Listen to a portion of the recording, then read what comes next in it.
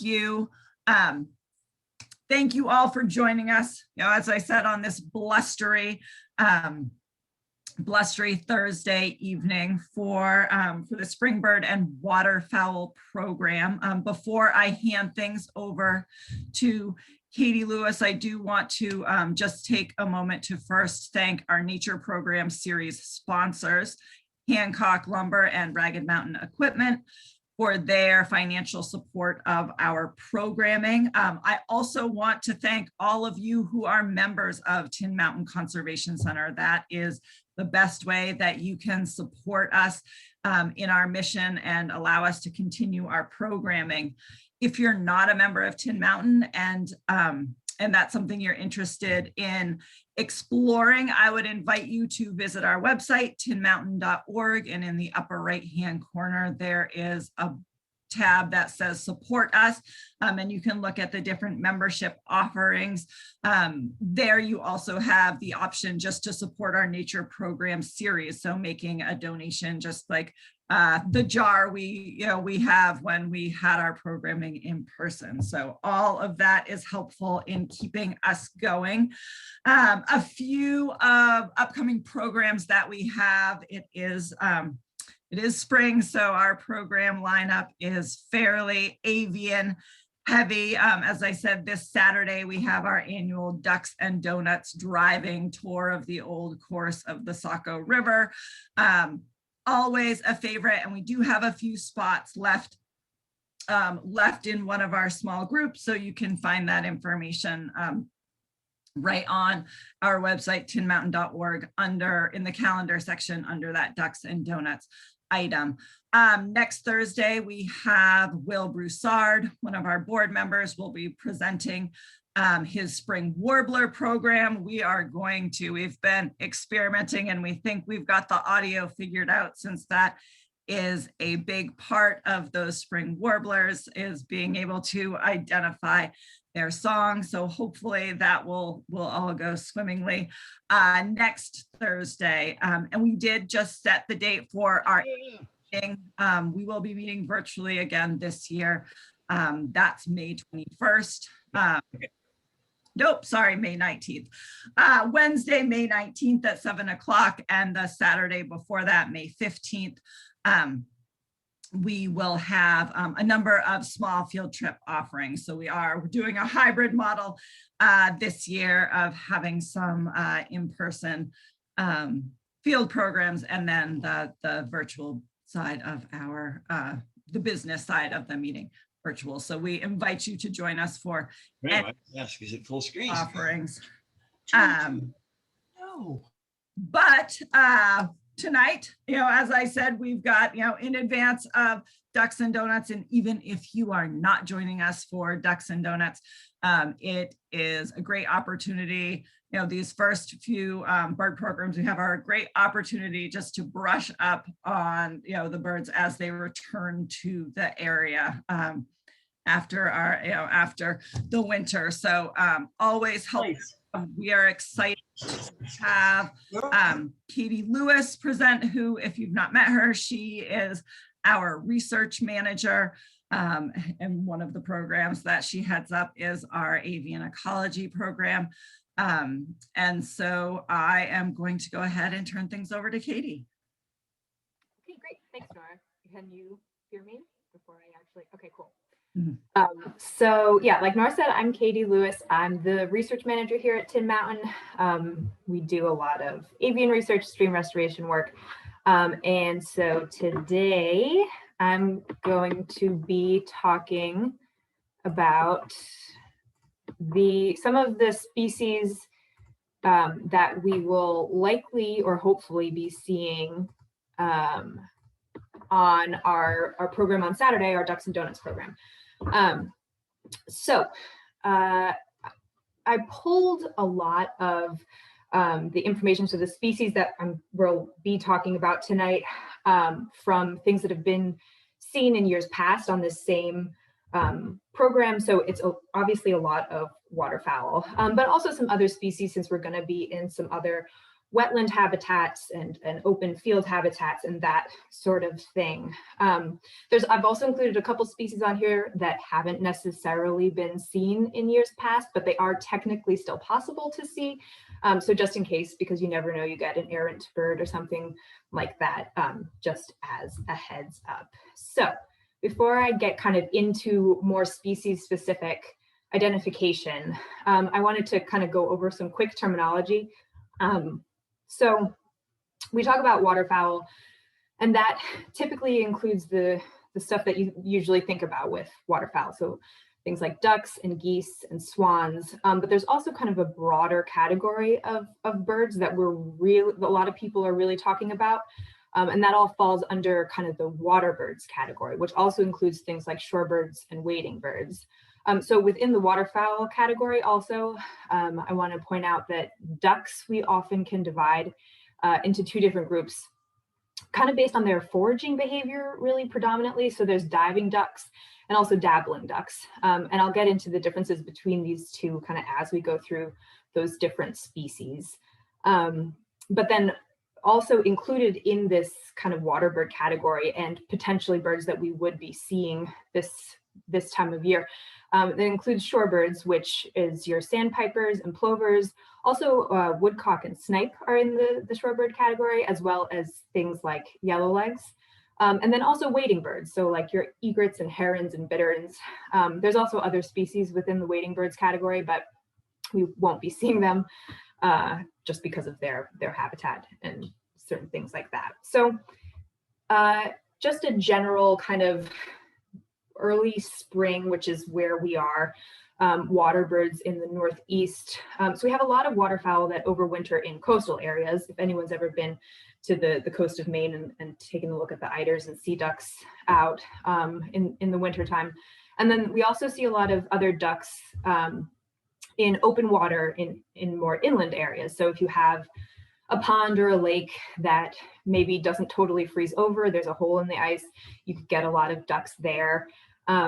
But New Hampshire is located in the Atlantic Flyway. It's a migratory pathway for waterfowl. And that goes, it stretches from kind of Baffin Island all the way down to the Caribbean. And with where New Hampshire is situated within this flyway, it provides a lot of important wintering and migratory and breeding habitat within this flyway. And so depending on what species we're talking about, there's a couple of different habitat types where they would be found. So some of the more shallow vegetated wetland areas, but also just kind of any amount of open water, riverine habitats, and also agricultural fields or just open turf fields and that kind of thing. And so another kind of ecological thing to note here is that in general, with the expansion of agriculture in North America and also just suburban areas, a lot of waterfowl specifically that were at one point migratory are able to overwinter in areas that they traditionally were not because of available food resources to them during the winter months that would typically have been scarcer. And so now a lot of the time we're seeing a few species stay here through the winter that would usually not be around. In that same vein, we're also seeing a lot of these species just shift their standard ranges as well. So some species are not moving as far north to breed anymore as they used to, because they can fulfill all of their needs in further south places and that kind of thing. So that's just a note about kind of what we're seeing and when. So getting into more of the general ID characteristics of how we want to look at ducks and waterfowl and that kind of thing. Obviously, what the bird actually looks like in terms of coloration and patterning on the feathers can be a pretty strong indication of what these birds are. You know, they're pretty big. They usually have pretty bold markings. And so identifying them by in that way is a pretty straightforward thing to do. But something kind of unique to waterfowl in general is the shape of their head. So things like how the slope of their forehead along with their bill shape and size and kind of neck length and thickness, can also be a really good way to distinguish these birds. So a lot of the time when we're trying to get a good look at waterfowl, we're not necessarily right up close to them. They're far off in a huge ag field, or they're out in the middle of a lake or something. Or even if you're just trying to see birds in low light conditions, you can actually tell a lot about what species you're looking at by these kind of portions of them that are apparent, even if you just have them in silhouette. So for example, I have 3 birds here.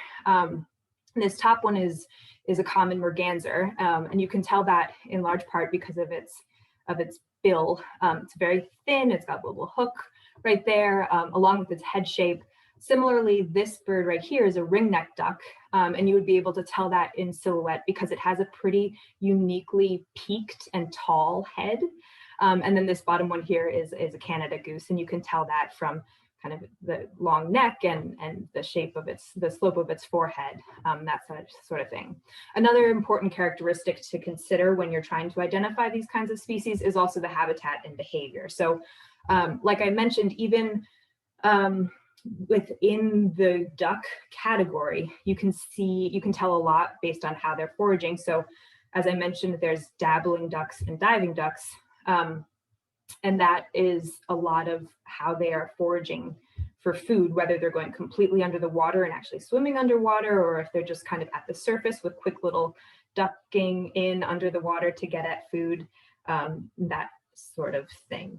And then the habitat, like I said, we have species that we're mostly seeing in agricultural fields or turf fields, or mostly just on smaller, shallower wetlands. Things like that. So the first species that I'm going to talk about is one that everybody is probably pretty well acquainted with, and that would be the Canada goose. So this bird is one that has been impacted by kind of the human development and the way that or farming practices and that sort of thing. So Canada geese used to be almost completely a migratory species. And they still do that to a large extent, but more and more we're seeing either individual Canada geese or large groups of them overwintering in areas where they traditionally didn't, because they can kind of park themselves in a grain field or on a lawn and have enough food to survive through the winter. So, I mean, in terms of IDing these guys, it's pretty straightforward. In terms of coloration, you have kind of brown body. They also have the black legs and a black bill, the pretty distinguishing white cheek patch here, and then otherwise kind of a black neck and head. And so that's that one. You usually see them kind of everywhere. Around now, we already have a pair at our nature center that might be nesting, but before this time, usually you'd see them in pretty big groups. The other goose that we could potentially see is the snow goose. This one is mostly seen during migration. So they breed up north in the tundra in these huge colonies. And kind of in that similar vein, when we see them around here, they're usually in ag fields, and they're usually in pretty big numbers. I don't know if people have experienced this, but if you come upon a large group of snow geese, it's just this huge cacophony of sound, and the whole entire field just looks like it's kind of blanketed in snow, which is why they're pretty aptly named. And so ID on these guys is also pretty straightforward. These geese have the pink bill, pink legs and feet, and they're almost entirely white except for these primary wing feathers on the ends here. If you see them flying over, they also have this dark, pretty much black area of their wings. Snow geese also have, some of them have a kind of cool genetic thing going on. So they have a blue morph is what it's called. So occasionally there's a small genetic mutation that occurs, and the certain members will be this like slaty gray kind of blue color. And it's kind of to varying degrees. Sometimes they'll still have a white head and the rest of their body will be this like grayish blue color. So it's always interesting to actually, you have this huge group of snow geese, but if you can, it's kind of worthwhile to go through and try to pick out individuals to see if you can find one that's got that blue morph that I was talking about. So that pretty much covers it for the geese. So I'm going to go into ducks now, and the first one is a lot of people's favorite, the wood duck. So they're here year-round, pretty much, kind of to varying degrees. They breed here. As a lot of people probably know, they breed in tree cavities or now nest boxes as well. I'm sure a lot of people have seen the videos of these teeny little ducklings just flinging themselves out of a hole in a tree and landing on the ground. And because they do nest in trees, they have these really long claws on their feet. So that's not necessarily a diagnostic characteristic if you're seeing them out in the field. It's just a cool thing. They're also one of the few ducks that you could actually see perched in a tree, which is just kind of a funny image to think about. You don't really see very many ducks perching up on anything, especially in trees. So obviously these are pretty distinct birds, right? The main defining characteristic of them on both the males and the females is this distinct crest. So it's kind of a drooping crest, and obviously that gives the entire head shape a pretty clear indication of what you're looking at. And I mean, the males are very striking in their coloration. They have this kind of beigeish flank with the bold black and white stripes, and then a really dark rusty red breast, and then the iridescent head. And the females also have some iridescence on them. So on their wings, they have that kind of characteristic bluish purpley iridescent patch. And like I said, they also have that crest. Another thing to note, if you are looking at these birds from a distance, is that they have these pretty broad tails that stick up out of the water when they're in the water. And so that's also something that you can look at for some species, is whether or not their tail is sticking up in the water. So the next bird that I'm going to talk about is the green-winged teal. And so this is one of the dabbling ducks that I talked about. So I'll go through several dabbling duck species and then get into some of the diving ducks that we might see. But so just a note about dabbling ducks is a lot of them breed in what's called the prairie pothole region of the United States. And it actually includes large portions of Canada too. In the US, it's both Dakotas and then a little bit of Montana, Minnesota, and Iowa. And it's essentially just this prairie habitat that has a ton of shallow depressions from the, I think, Wisconsin glaciation. And in the springtime, these shallow depressions in this kind of grassland area fills up with water. And so you get this very, very productive wetland habitat in the middle of these grass fields. So a ton of these dabbling ducks, and I mean like millions and millions, come through each year and nest in these areas and capitalize on these really, really productive wetland habitats. It's also kind of been a bit of a balance of preserving this habitat, because that's also kind of prime farmland out there. And obviously farm equipment, as well as kind of the practice of draining down wetlands to grow crops, doesn't really jive very well with nesting waterfowl, but so there's been a lot of conservation concern in that area. So one of the kind of flagship dabbling ducks that does breed in the prairie pothole region that we may be able to see on Saturday is the green-winged teal. This one is not as closely tied to the prairie pothole region as other dabbling duck species. They also can go from Canada and into Alaska to breed. But this bird is the smallest dabbling duck in the US. And they, obviously the breeding males have a pretty distinct look about them. They have this green eye patch, as well as a kind of a rich, like cinnamon brown face otherwise. Another thing to note on both the males and the females is this buffy stripe on their tail. So you can see it here on the male, and then down here, the lighting's a little strange, but here on the female as well. And then of course they also have a green wing patch. This is on the female, so it's a little bit more pronounced in the male, but that is a distinguishing characteristic for them if you have them in flight. Both males and females also have this dark eye line, which is pretty common on a lot of duck species as well. And then the breeding males also have this white stripe on the side here.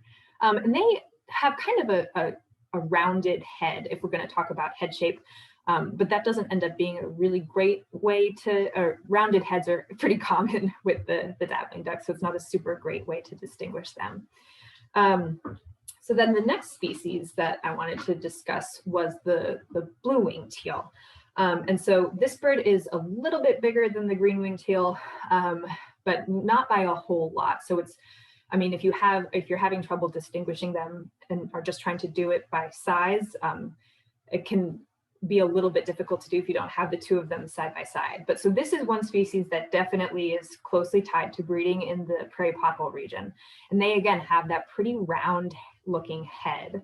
And then adult breeding males, besides having this kind of nice bluish face, they also have this pretty bold contrasting white crescent on their face. They also have this white hip patch here and then some black tail feathers. Females have similarly kind of a whitish area at the base of their bill.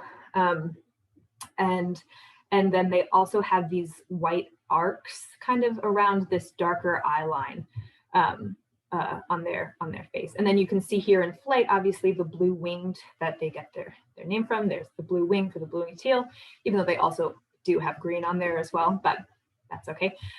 So it can be difficult to distinguish female blue-winged teal from female green-winged teal. But if you remember in the green-winged teal, the females also have that buffy stripe on their tail area, and female blue-winged teals do not have that. All right, so another pretty common bird, obviously, is the mallard.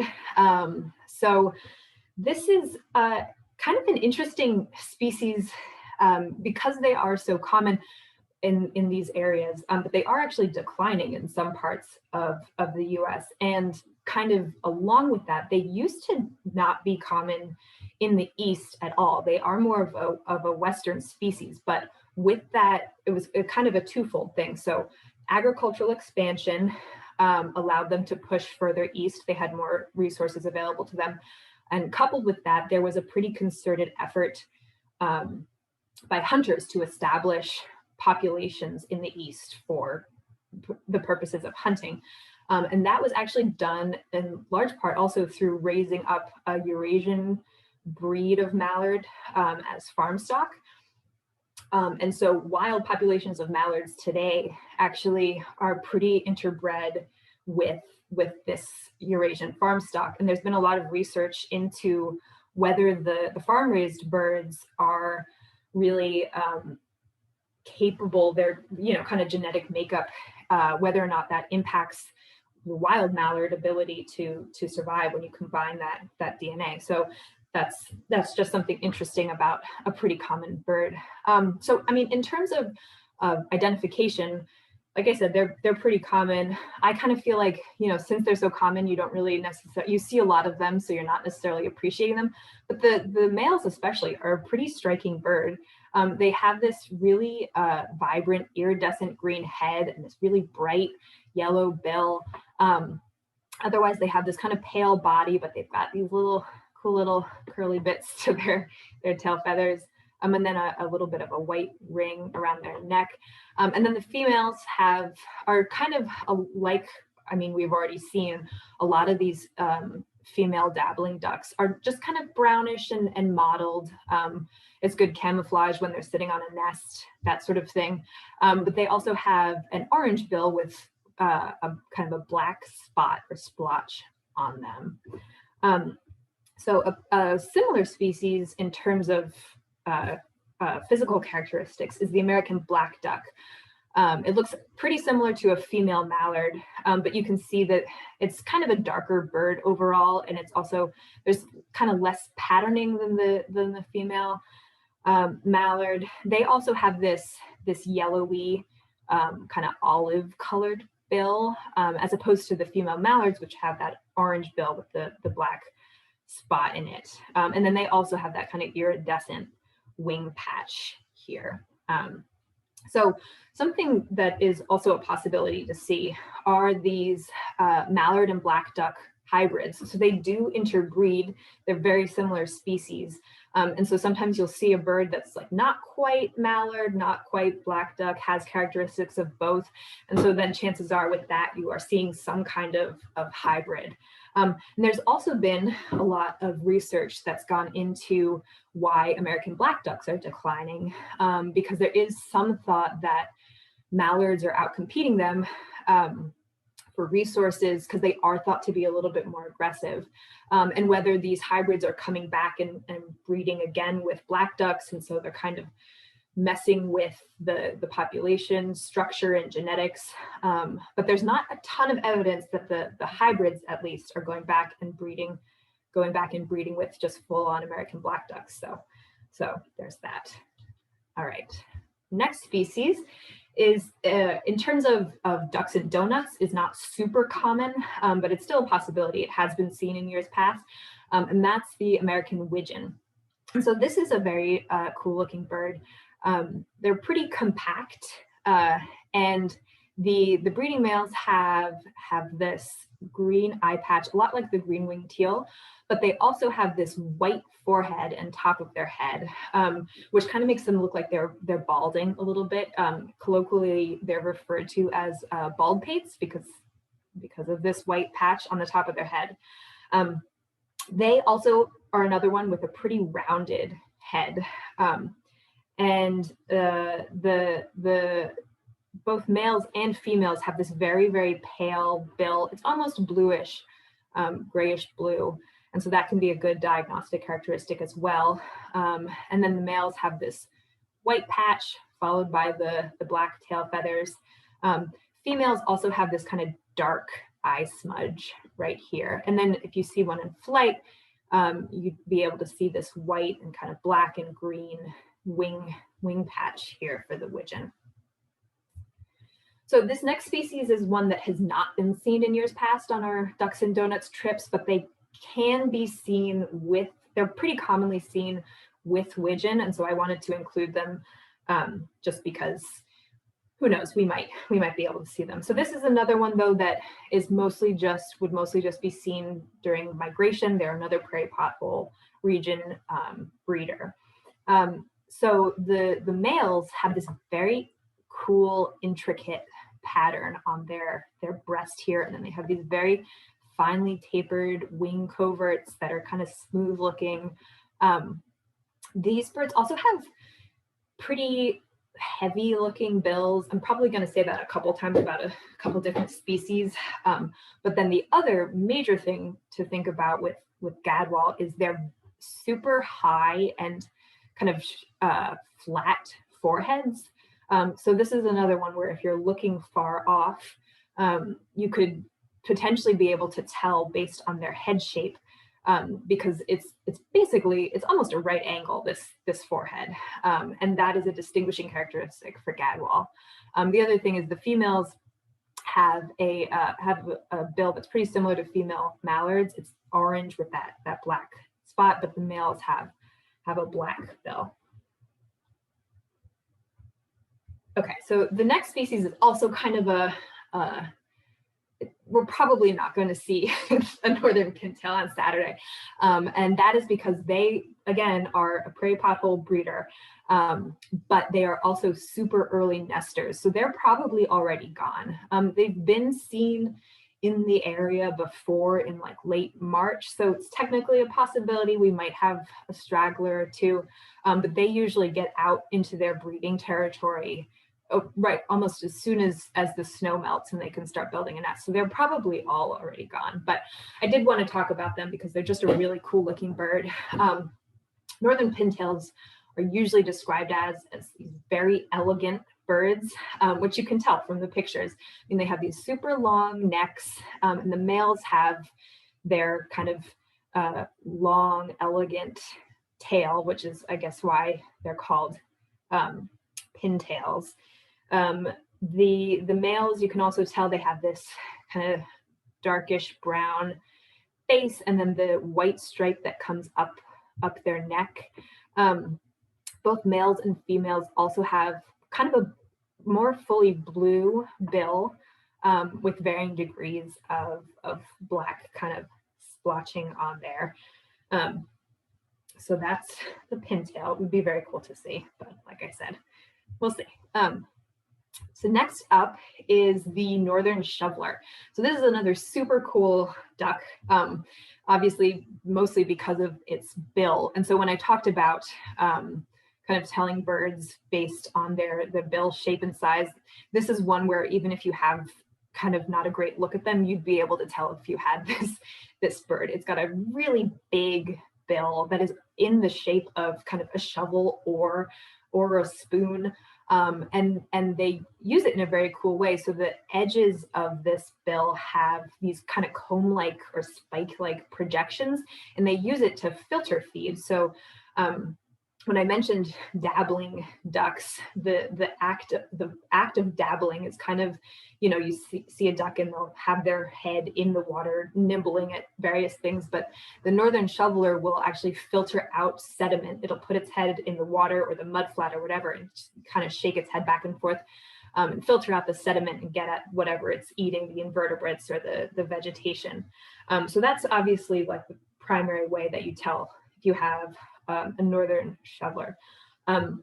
But otherwise, they're a pretty striking bird besides the bill. So males during the breeding season have a lot of bold coloring. They have kind of this iridescent green head, and a big kind of rusty reddish spot on their side with otherwise pretty white body. And then in flight, you'll see that they have these really cool wing patterns, this kind of bold blue mark with some white and then followed by green. And the females have, besides having that characteristic shovel type bill, they're otherwise, one of those kind of mottled brown females. But they also have some very light kind of powder blue coloring on their wings that is in the same location here, that you can see on the males. So I'm going to move on now to some of the diving ducks that we might see.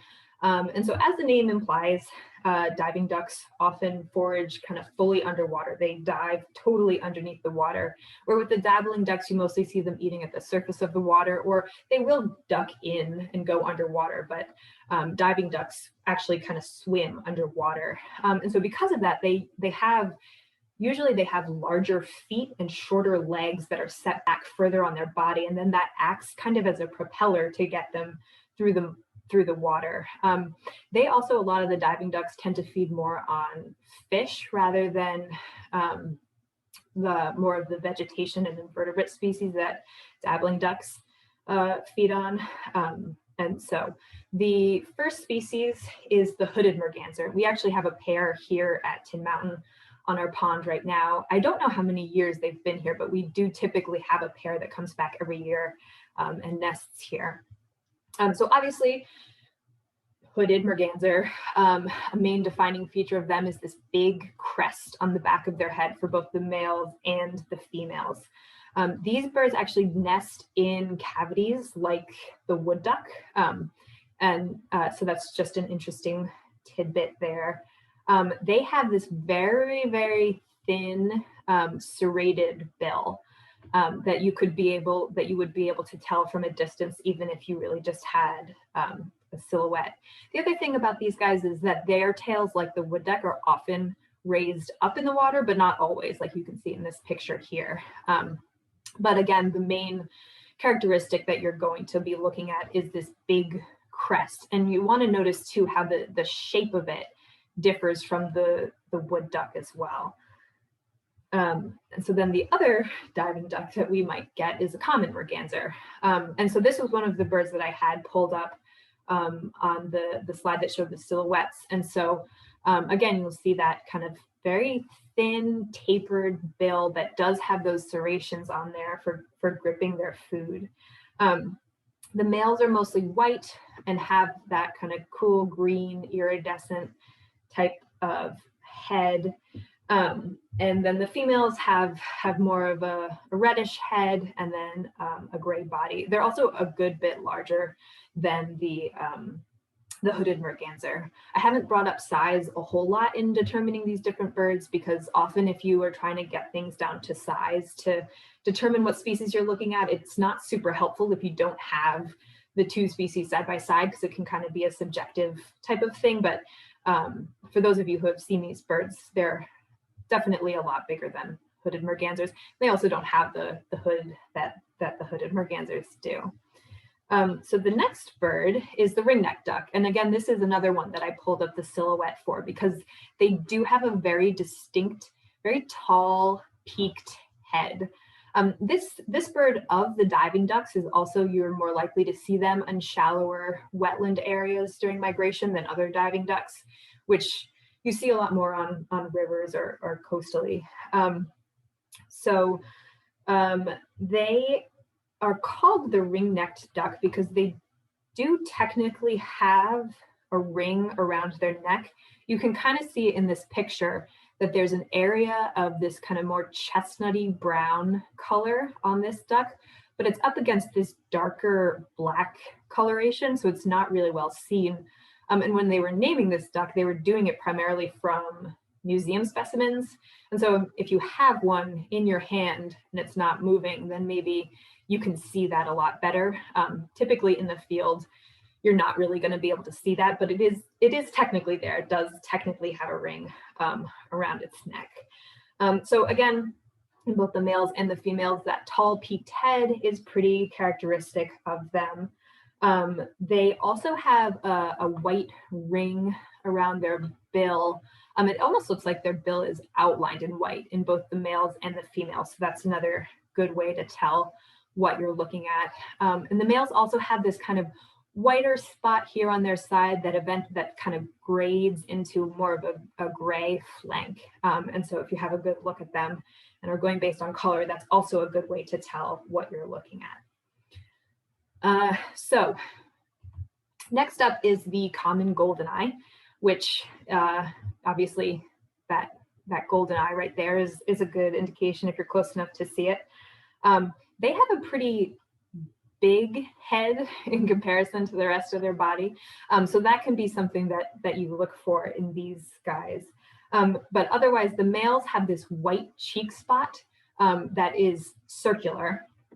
And then the dark kind of iridescent head, along with these thin black stripes up here that are an important characteristic when you're trying to differentiate it from Barrow's goldeneye, which I'll get into in a minute. They're another one that kind of has a thick bill. It kind of just looks heavy, but it's short. And so that's something to look at. And they also have a mostly or totally black bill. So I wanted to talk about Barrow's versus common goldeneye, even though we're not going to see a Barrow's goldeneye most likely. It's a very rare bird, just in general, even throughout its range. It has very small pockets of space where it can actually be found.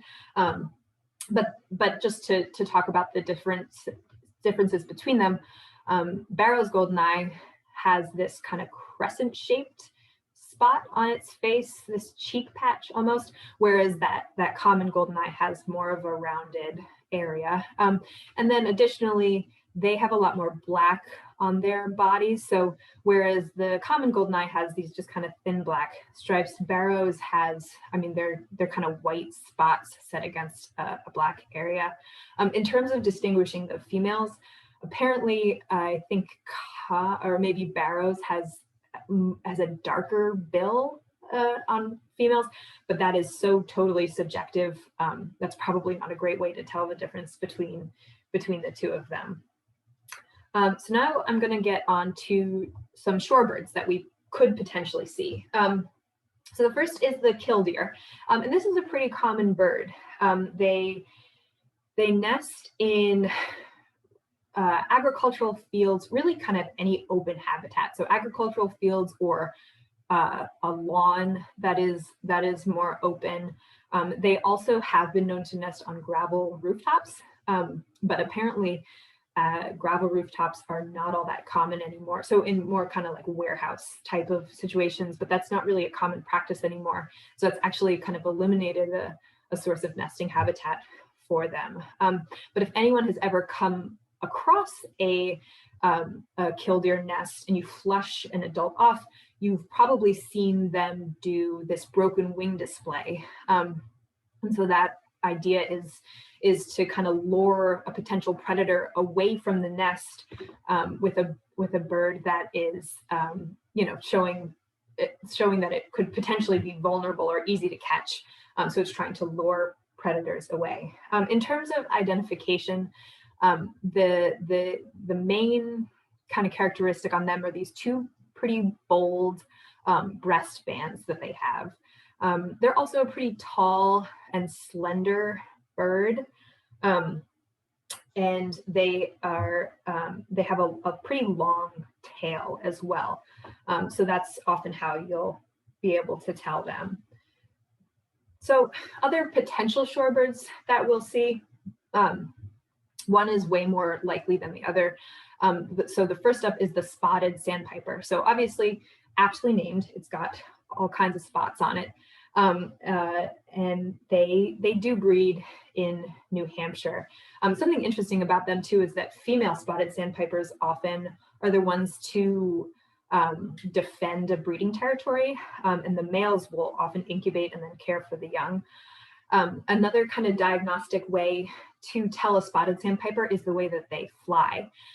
So spotted sandpipers have this kind of, it's a little bit chaotic, these kind of short bursts of flight. So that can be good to tell if you have a shorebird that just kind of flies away from you. And I've heard it described as kind of the improv jazz of flying, like it's a little bit all over the place and it kind of starts and stops.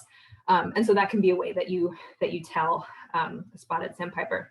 Solitary sandpipers, which is this one here, not as common, not as likely. They do migrate through here, so we could potentially catch one.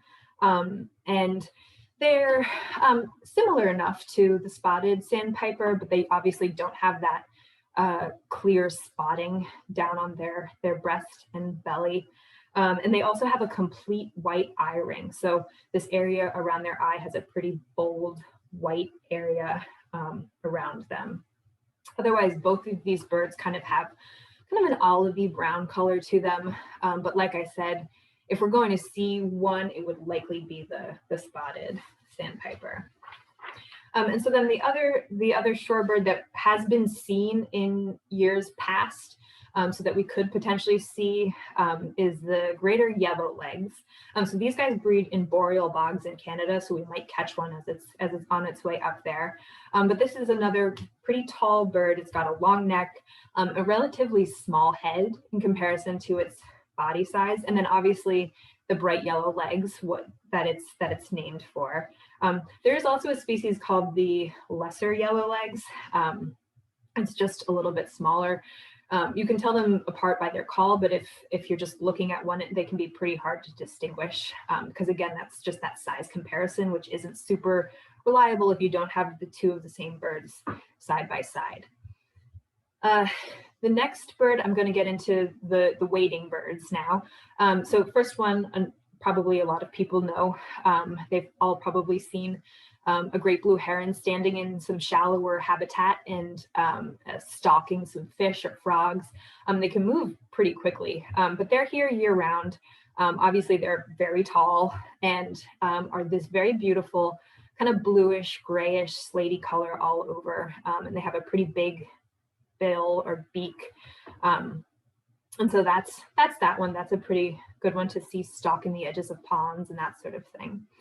The next species is not at all common, but just earlier this week, so I think the last time it was seen, as far as I know, was Monday or Tuesday.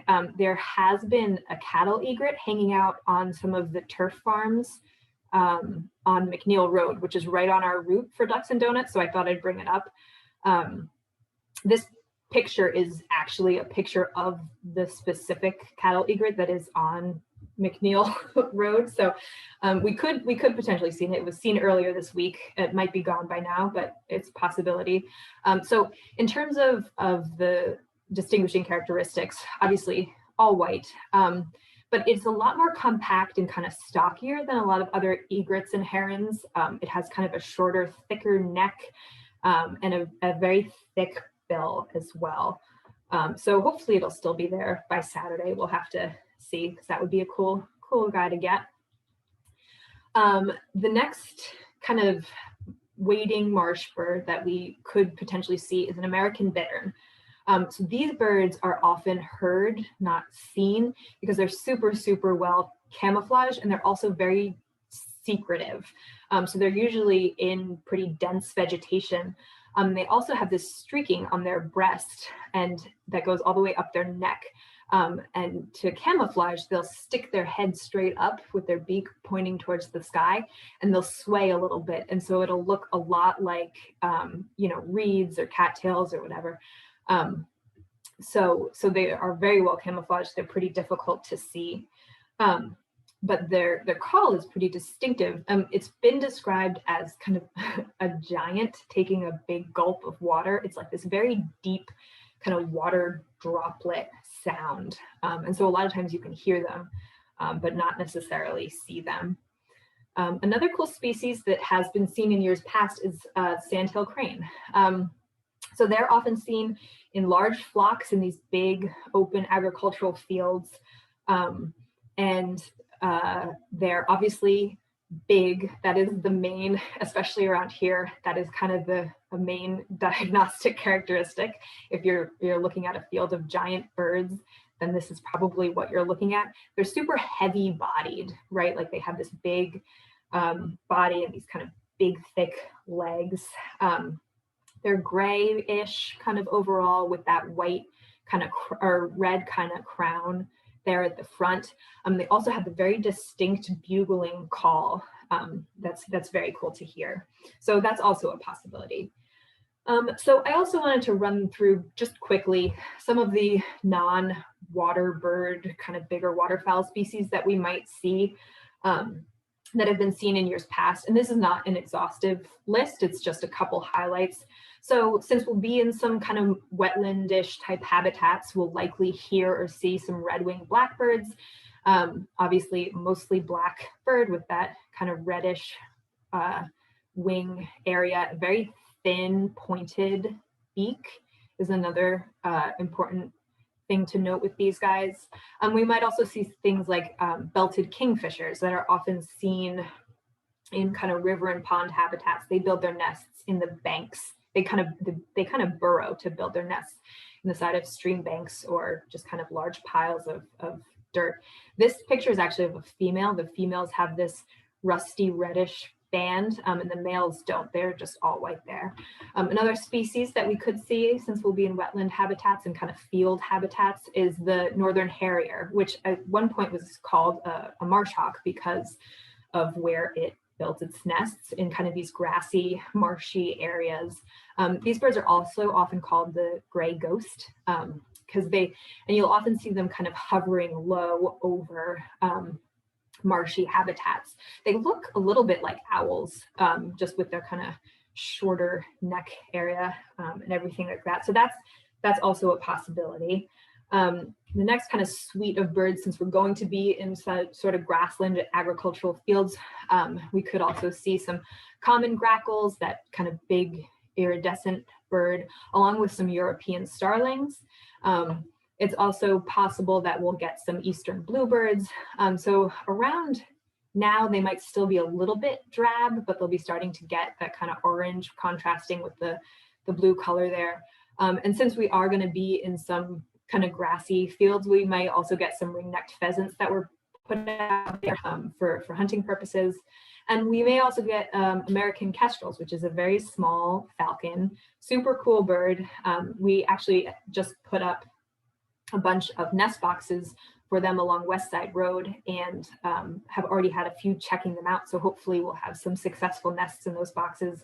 But you'll often see kestrels perched up on posts in fields, or even on telephone lines, and that kind of thing. So then the kind of final category, since we may also get into some field and edge birds, and by edge I mean kind of transitional areas. So maybe where a farm field or a turf field meets a forested or shrubby area. So these are birds that, you know, you can kind of find in these more general locations that aren't super specific about the type of habitat that they provide. So in years past, we have gotten Savannah Sparrows, which are a lot like song sparrows in terms of what they look like, but they're lacking a black spot on their breast like the song sparrows have. And they also have this more yellowy area around their face and cheek there. Eastern phoebes are in the area now. I started hearing them, maybe earlier this month. And so they're kind of everywhere in a lot of fields, giving their characteristic phoebe call. They're also tail bobbers. So if you see a smaller, kind of darker bird that's perched up somewhere, bobbing its tail up and down, wagging its tail, that's likely a phoebe. And then we could also get some brown-headed cowbirds that are those kind of more edge of the forest type of birds. The only other thing I want to mention is that we're coming up, or really have already kind of gotten into spring migration. So we have the earlier guys coming here that will breed here, like the red-winged blackbird and phoebes and things. And then just semi-recently, we have had pine warblers, which is over here, in the area. And then just today, we got a yellow rumped warbler. And so we're not fully into warbler migration just yet, and I'm going to leave the identification of these guys to Will for next week, but also just something to keep in mind. We may potentially get some of these earlier spring warbler migrants. And so then the only other thing that I want to mention before I open it up to questions or anything like that is a lot of the species that I highlighted here, what I chose to include was pulled from eBird. And so I always just like to mention eBird as an excellent tool to see, not only to just keep track of what birds you've personally seen and when. It's a great way to figure out when things are getting in, what rarities have been seen in the area, and kind of how long things are sticking around for. And so that is all that I have for you. So I'm going to stop sharing, and that is that. All right, Katy, thank you so much for that. There was, I think, in monitoring the chat, one question that came through, not so much about diagnostics and IDing, but just in terms of bigger picture, and that was whether the diving ducks are experiencing or have experienced the same issue with lead tackle that we see associated with loons. To a certain degree, yeah, it's not as kind of, I guess, intense as it is in loons, but kind of anything that's out there foraging on that type of a food source could be exposed to that. But loons are kind of a flagship, unfortunately, species for that sort of thing. So it's kind of an issue for any species that's going to be foraging on the same things that loons are, but maybe potentially not as much of an issue because they have other sources of food as well. Okay. Also, my favorite duck, I didn't answer, is this from right here, is the spectacled eider, which is not here, but it's, a seabird that's just super cool looking. If anyone was curious. Thank you. Yeah, thank you for that. If anyone has a question that they want to ask Katy, here's one that you can either use the chat feature or you can unmute yourself. So Katy, another one, along the lines of loons and diving ducks, is it, potentially, I guess the question of whether, it's that it's not, it's not as acute in diving ducks, or maybe not as researched, that there just hasn't been the, as much research put into it. There's potential for that. I honestly don't know for sure how much research has gone into one over the other. But I mean, a lot of the times the kind of poisoning that you see is pretty obvious too. So if it was happening more in other species, then it would probably be pretty well documented. Okay, and there was just a question, I guess a clarifying question of the name of the second warbler that you mentioned. Yellow rumped warbler. In the past, it was called a myrtle warbler also. But yeah, yellow rumped because of their yellow rumps. They're also called butterbutts affectionately. All right, and yes, and if other folks aren't reading the chat stream, just worth sharing, Johanna mentioned that for many years there was a pair of killdeer that nested on the school's gravel roof. I assume is that the Brett School? Brett School. The Yep. Brett School in Tamworth, and that it was, enjoyed waiting to see the little babies, in the grass. So something that was happening here in the valley as well. All right, yeah, so will Katy be on the Ducks and Donuts tour? She is one, as I for those that weren't on right in the beginning, one of the things I mentioned, so this Saturday we have our perennial event of Ducks and Donuts. Just like everything this year, it is slightly modified. We anticipated the popularity of it, and so have split it into, we have 3 group leaders, subgroup leaders. So, we're limiting group size, and they'll be starting at different areas of the route.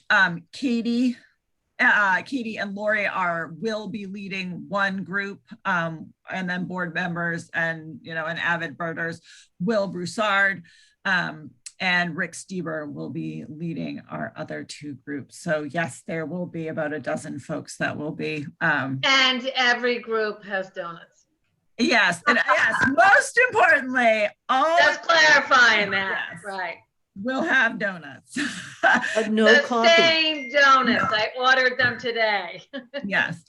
And there are still a few spots remaining. They are, as all of our field programs are right now, advanced registration required, so that we have a good idea of group size, but you can register for that right on our website, tinmountain.org. So yes, still a few spaces for that, and Katy will be out there. All right. Oh, where do we meet? Well, it depends which. So once you register, we'll release that information. And that's just because as I said, we have different groups leaving from different areas. So, once you register, you'll get a confirmation email with all of those logistics, but in the Freiburg area. I was going to mention, Johanna, the Bartlett School used to have killdeers nesting on the roof as well. I know. And I know Gloria Brennan was in there too. She used to work there. So yeah. It's really nice when you have little things like that, and it's too bad when it changes for something more modern or better, and then they don't have that habitat anymore. Yeah. All right. Sid and Katy, you're getting some accolade from the library in New Jersey, that's joining us for this program. That's great. Saturday, but yes, Katy's alma mater library. Oh. Yes. So. See, that Gloria just said she loved those killdeer. They were good. They're pretty charismatic, you know. Yeah, they are cute. They Yeah. are. Huh. All right, wonderful.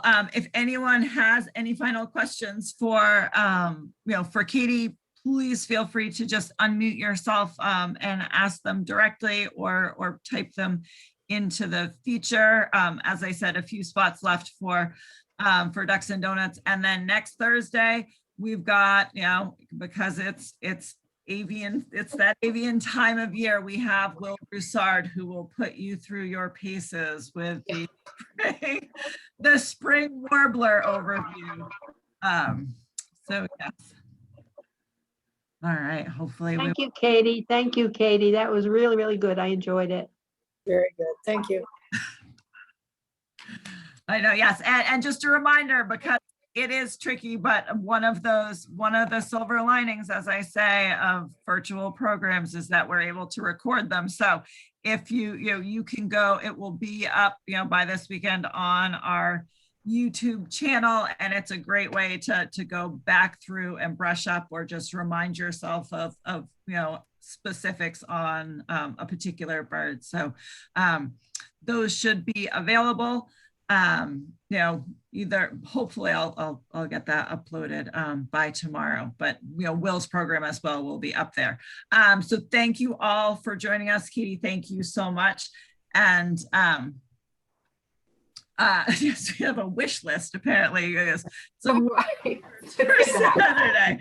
All right, you've set some hopes high. I won't be there, but I wish everyone on Saturday's program luck with seeing some fabulous sightings. Hopefully that cattle egret included.